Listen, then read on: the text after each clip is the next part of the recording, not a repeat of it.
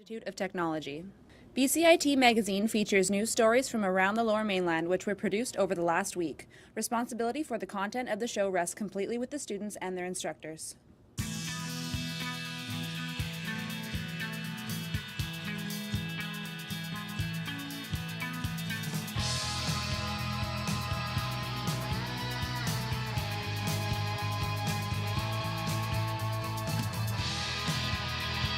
Coming up on Bcit Magazine. Last month on Granville. The Vancouver Fringe Festival takes a new direction with their playwrights. This could be career-changing for actors. And the BC SPCA assists animals from wildfires.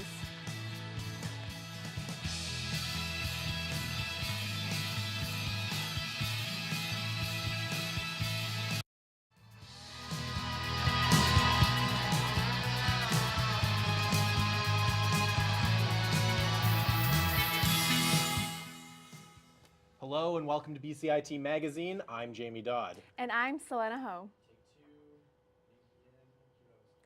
BC's SPCA is standing by to help the province's refugee animals displaced by the ongoing wildfires.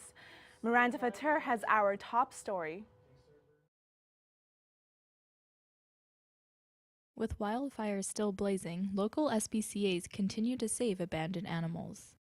We were actually going into people's homes and providing that food and water and care to those animals that needed it. Cats and dogs may be the first to come to mind in this rescue operation, but the SPCA has no limits on the kinds of animals that they can help. Because the owners had been evacuated, there was nobody there to provide food or water to those animals over an extended period of time. Large animals from hobby farms were taken to nearby shelters and provided with the same care these animals receive at Surrey's SPCA.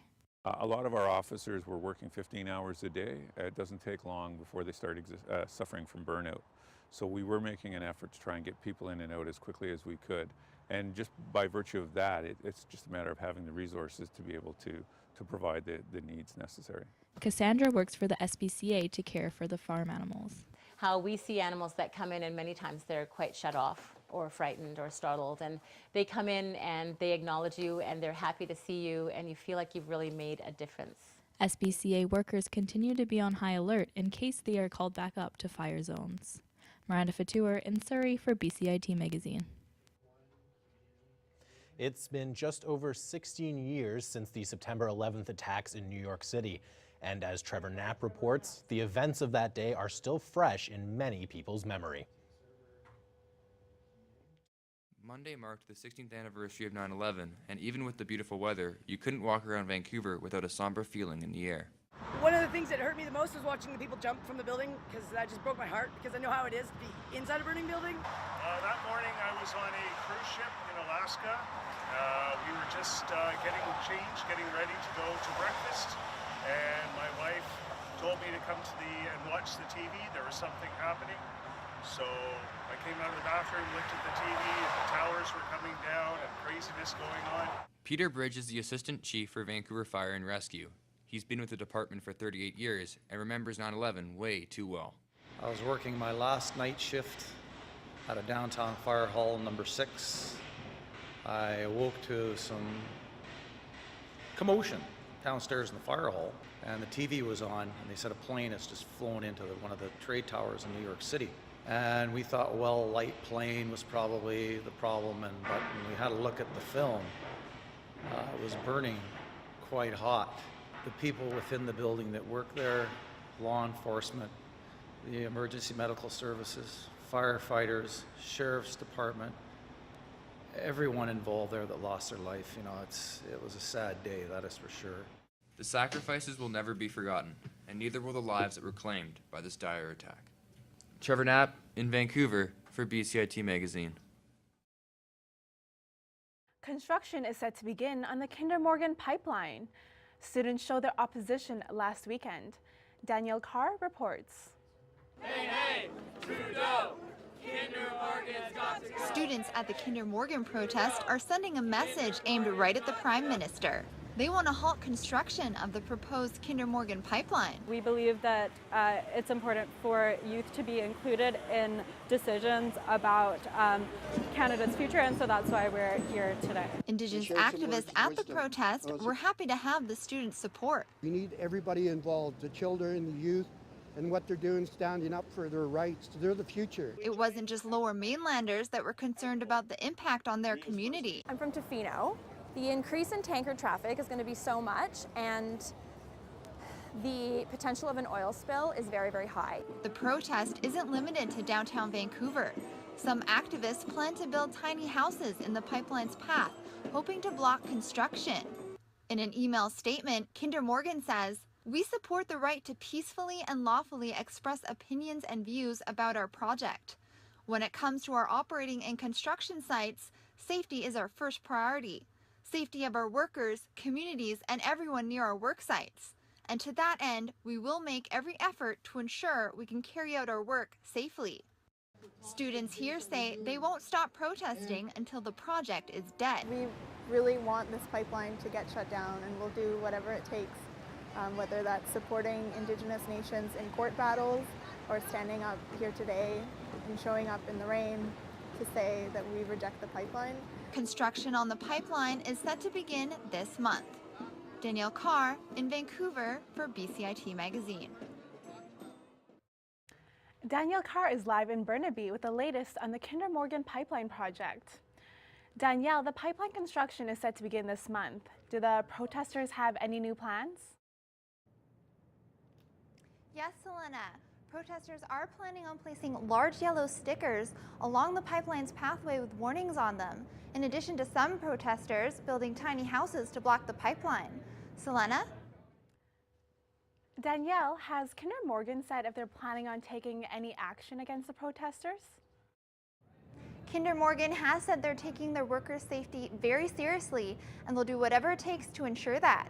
Protesters aren't backing down, though. They're already planning another protest for the end of the month. Back to you. A new project is in the works to block the Trans Mountain Pipeline construction. Katie Penny has more on what a Vancouver bookstore is doing to help this project. Tool drives have been around anti-pipeline efforts. This bookstore in Vancouver is determined to help the tiny house warriors. So the tiny house warriors are collecting all sorts of basic carpentry tools, from saws, hammers, carpenter pencils, levels, even table saws and chainsaws are really helpful to their cause. They are hoping donors can provide construction tools for the houses. The tiny house warriors have built one of 10 houses on the Trans Mountain Pipeline route to block it. These will also house local families in Chase, BC. We're just a little piece of the broader community saying this needs to stop. And so the tiny house encampment seems to be saying it'll stop here. And so we support their efforts. Trans Mountain said in an email statement that they support the right to peacefully and lawfully express opinions and views about our project. They also stated that safety is their first priority. The West Ridge Marine Terminal in Burnaby is a terminus for the proposed pipeline. In May 2017, this was the site of protesting against fossil fuel expansion without Aboriginal consent. Now, the Sept Nation is taking physical steps to block the pipeline.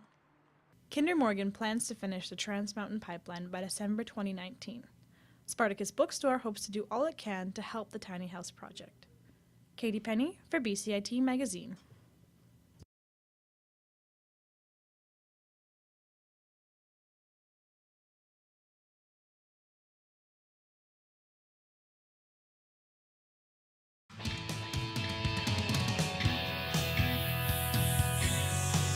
Making their way to Coquitlam.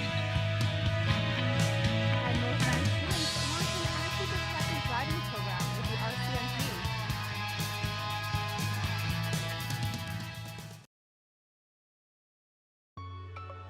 A defining moment for me was when I finished my first internship and got lots of really great feedback from industry professionals. I would have never imagined I'd be walking into the floors of TSN and thinking, I'm not a student anymore, I'm here to work. I will be starting a job with an investigative news program in Toronto, and I'm really excited to see that grow into what will become, hopefully, my dream job. BCIT broadcast and online journalism, putting you to work.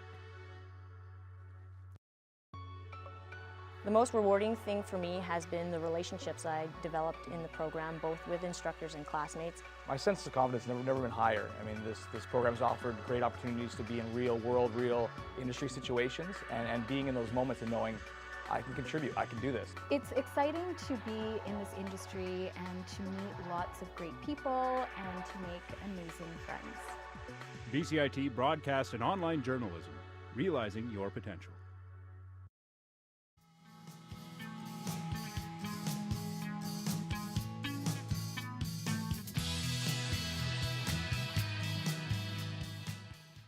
Welcome back. A local anti-harassment group has launched a nightlife street team to increase the safety on Granville Street. Isabella Zavarisi joined the team on their first weekend in action. The Granville Entertainment District has been the scene of drunken antics, stabbings, and even murder over the last few years. Good Night Out Vancouver says its street team project will afford a level of protection to the most vulnerable. They're common to every urban nightlife economy. It's not something that's unique to Granville. The more liquor licenses you get in a concentrated area, the more kind of gendered or sexual harassment type of stuff is going to happen. Every Friday and Saturday night, the team will be on patrol from 12 to 3 a.m. Their bright shirts will be easy to spot amongst the crowds. Granville Street vendor Raven Ferraru says their presence is greatly needed. I think it's good that that this is going to be bringing awareness, bringing light to the situation, exposing the perpetrators who are doing this to vulnerable people. While the team is trained in nonviolent crisis management and conflict resolution, the members also carry backpacks filled with supplies from Narcan kits to phone chargers. So far, feedback has been positive. Yeah, it definitely has been very reassuring that what we're doing is needed on Granville Street. The project is funded by Bar Watch and the Downtown Vancouver Business Improvement Association. Given the number of incidents on Granville Street, especially those directed at LGBTQ2 individuals and women, the members will expect their work to be cut out for them. Isabella Zavarisi in Vancouver for Bcit Magazine. Live in studio is Ashton Bevan, one of the co-founders behind Good Night Out Vancouver. Welcome, Ashton. Thank you for having me. Yeah, of course. So how do you envision the future for the Granville nightlife? I'm really excited for the future, especially if our pilot project goes well. I think having us on the street has been like eye-opening, and there's a lot of improvement for Granville Street and has so much potential. It's such like the buildings there and some of the spaces are so beautiful. So if we kind of can change the behavior on the streets, then who knows? And Ashton, you mentioned that there were lots of positive feedback towards the street team. Have you gotten any negative responses so far? Not on the street, maybe from Reddit, but trolls will be trolls. But yeah, we got like tagged as being the nightlife angels or the Granville Street Angels, which was pretty cute. But everyone we helped out, it was really rewarding to see what we were doing was helpful. Great, thank you so much, Ashton. Thanks for having me.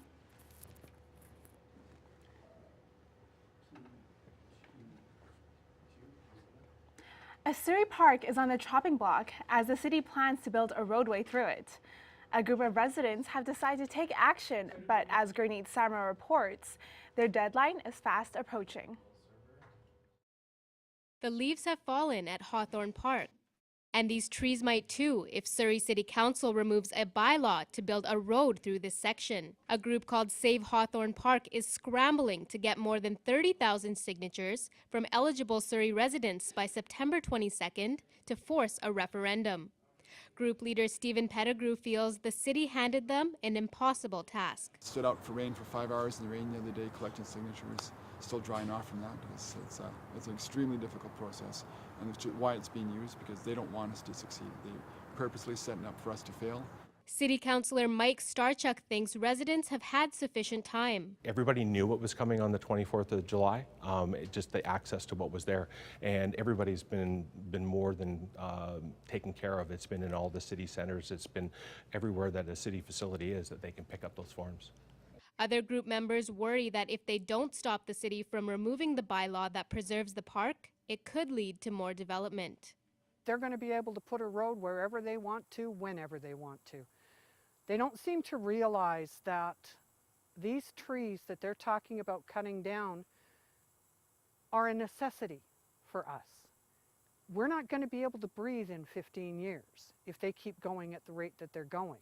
With the deadline fast approaching, Pettigrew hopes the old growth flourishing in this area of the park continues to see the light of day.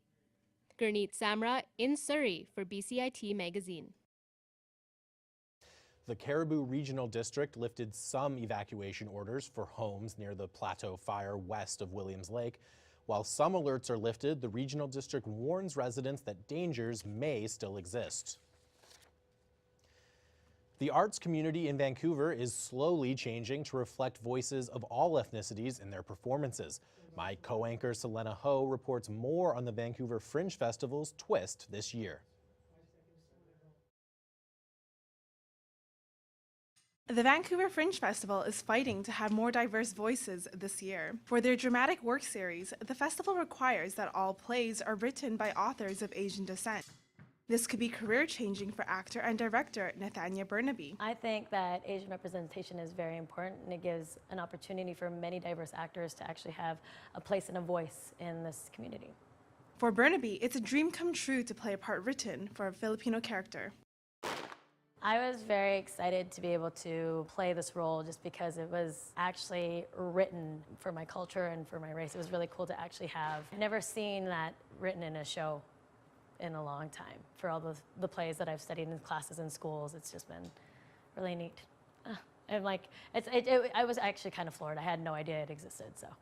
But the battle's just getting started. I even find sometimes when I'm being casted, I've had the question asked to me, they don't have Filipino yet, but maybe you can play Korean, maybe you can play Japanese, and it's still sometimes a huge disconnect for me because I know that's not where I sit on the spectrum. For the first time ever, every single one of the Fringe Festival theaters are going to resonate with an Asian voice. Although Lou Tixon has only acted for the Fringe Festival for 3 years, he's dreamed of playing stronger written roles since he was young. When I was growing up, I wanted to be white because all the cool characters on TV were white, and every other Asian was like a nerd, or the only ones that weren't were doing martial arts. It was always this weird place growing up in Canada. Burnaby and Tixon hope that their performances inspire others to pursue their dreams in Vancouver's art scene. Selenna Ho in Vancouver for Bcit Magazine. The Tri-Cities might be bursting with even more color at this time next year. Veronica Beltran tells us more. The weather is suddenly looking a lot less gloomy and a whole lot brighter in Coquitlam, with rainbow crosswalks soon hitting the city streets. Nicholas Sperling is taking the idea to bring a burst of colors to Coquitlam City Council. We're trying to have some rainbow crosswalks installed because they're symbols of diversity and acceptance. They're universal symbols that can be applied to absolutely everyone. Nicholas says growing up in the city, she didn't feel as though it was very welcoming to the trans community. As a queer person who grew up outside of Coquitlam and outside of the Tri-Cities area, it was a bit of a scary prospect to move there. We asked Coquitlam residents what their thoughts on the rainbows were. It seems like a really good idea. It does, because then now you're saying that, yeah, they are supported in our communities, while before there wasn't a lot of, I guess, notice about it, like just general around the community. My thoughts on rainbow crosswalks coming to Coquitlam, go for it. No, I think it's a good idea. They did it in Edmonton and then they kept them, and it was like everyone was really happy to have them. Well, I think it's great. I really do. We have one, I live in Maple Ridge, we've got one there. So yeah, no, I think it's really good. I think it's important. Nicholas says that the crosswalks will show the city is making a statement about embracing diversity. The proposed locations for the crosswalks are on Marmont and Brunette and near City Hall. The plan is to have the crosswalk installed by next year. Veronica Beltran in Coquitlam for Bcit Magazine. And our reporter Veronica Beltran joins us live. Veronica, why were these specific locations chosen? Well, Jamie, Nicola told me that these specific locations were chosen due to high foot traffic in the area. Jamie? And how much will it cost to implement the crosswalks? So currently, there's no set price on the rainbow crosswalks in Coquitlam, but what we do know is that a similar project in New Westminster costs the city around $7,500. Back to you.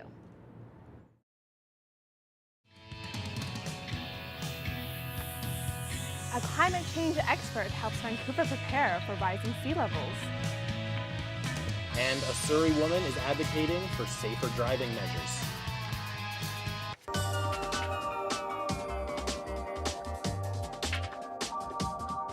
I chose BCIT because I know that all the programs are very hands-on. We have our own radio station. Like it's one of the best programs that I've ever heard of. I am starting a job on Monday, so confidence is high. Honestly, I didn't think it was going to be this fun.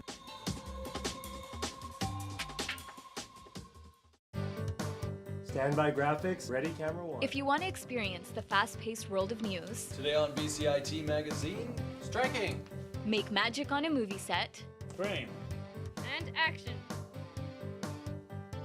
or bring your creative ideas to life, BCIT's hands-on training will get you started.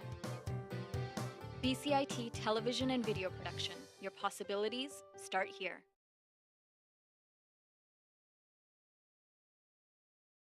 Vancouver Fashion Week will begin on Monday, September 18 and run through the 24th. Doors will open half hour before the show at the David Lam Hall at the Chinese Cultural Center here in Vancouver. You can get more info at vanfashionweek.com. The 28th Bard on the Beach Shakespeare Festival will present The Winter's Tale. Performances will take place at Vanier Park this Saturday at 2 and 7:30 p.m. For a full list of plays, you can check out bardonthebeach.org for more information. The Hills are alive here in Vancouver. You can still catch the 1965 musical at the Queen Elizabeth Theatre this weekend. For tickets, go to vancouver.broadway.com.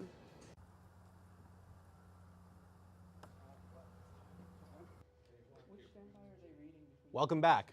A local climate change expert is trying to help Vancouver prepare for the future. Extreme weather could put parts of the city at risk. The River District in East Vancouver is one of the city's newest neighborhoods, and it's still growing. It has nice views for a walk, but rising sea levels caused by climate change could threaten the community in the future. Experts say that preserving wetlands and green spaces can prepare neighborhoods for rising sea levels and extreme weather.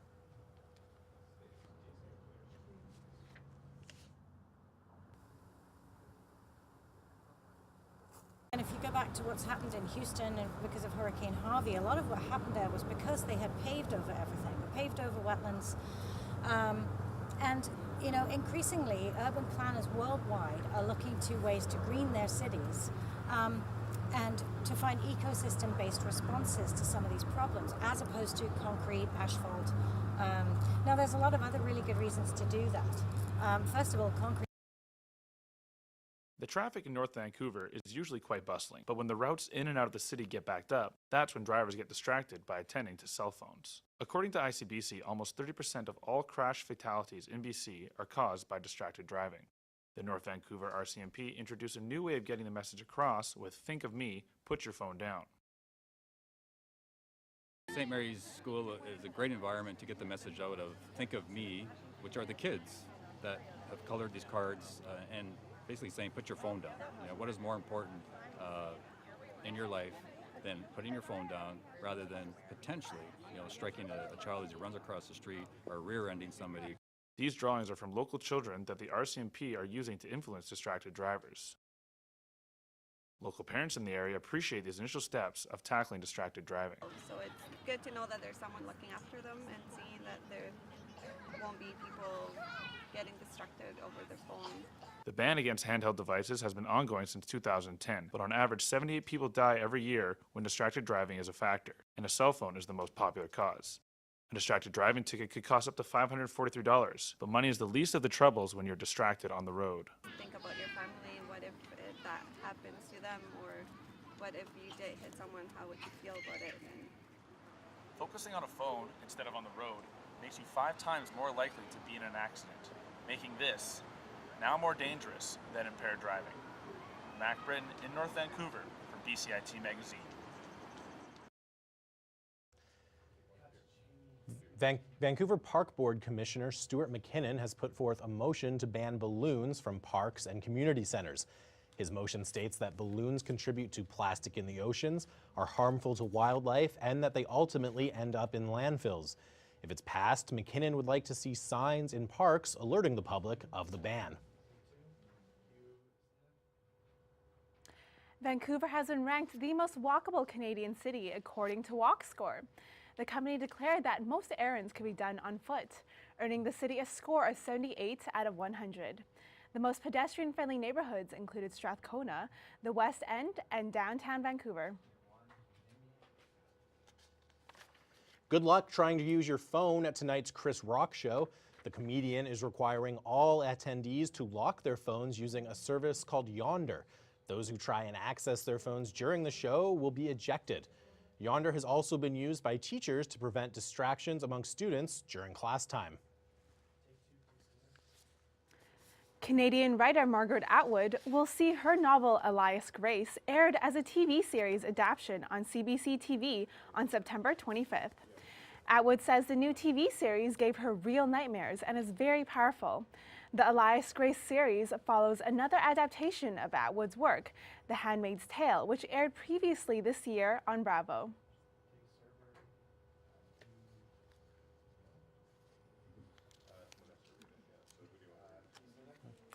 If you have any questions regarding the show, you can contact us at bcit-broadcast.com or bcitbroadcast.ca.